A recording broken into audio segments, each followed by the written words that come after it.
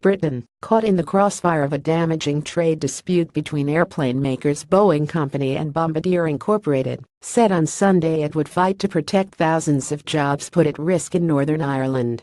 Trade Minister Liam Fox said Britain was working to find a resolution after the United States last week responded to a Boeing complaint by imposing a 220% preliminary duty on Montreal-based Bombardier's C-Series jets, wings for which are made in Belfast. "We've said that we will fight our corner," Mr. Fox told the annual Conservative Party conference. "We've been caught in the crossfire of a much larger dispute."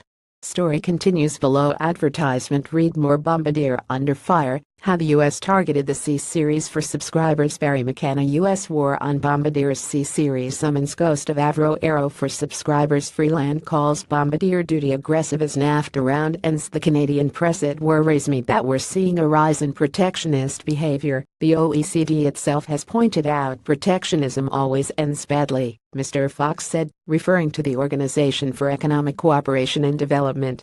"If we can get them to have a resolution, which is what we are trying to do quietly, so much the better."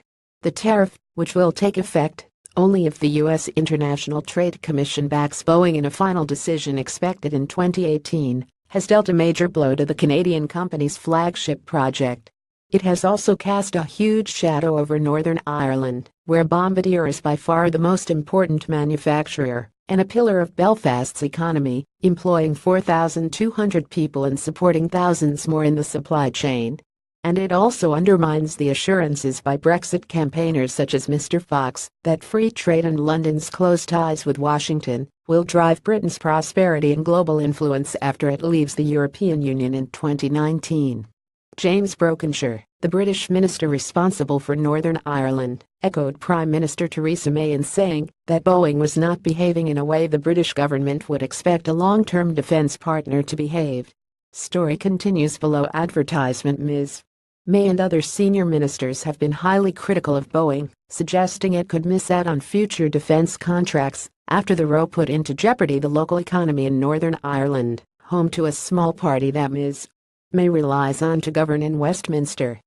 "I say to Boeing, this case is unjustified and unwarranted. This action is not what is expected of a long-term partner to the UK.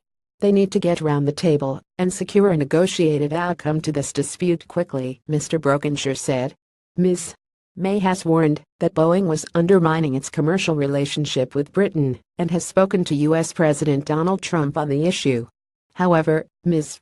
May is unlikely to retaliate against Boeing, which says the firm and its suppliers account for more than 18,700 jobs in the United Kingdom. Mr. Fox implied the government was working behind the scenes to find a resolution. Northern Ireland is the poorest of the United Kingdom's four parts and is mired in political difficulties after emerging from decades of armed sectarian conflict. Boeing, the world's largest aerospace company, says it is upholding trade rules and not trying to damage the C-Series. It accuses Canada and Britain of unfairly subsidizing Bombardier and says Bombardier has illegally dumped its products in the U.S. single-aisle airplane market out of desperation. The support that the UK provided to the Bombardier operation in Belfast was and remains compliant with international requirements, Mr. Brokenshire said. Story continues below. Advertisement.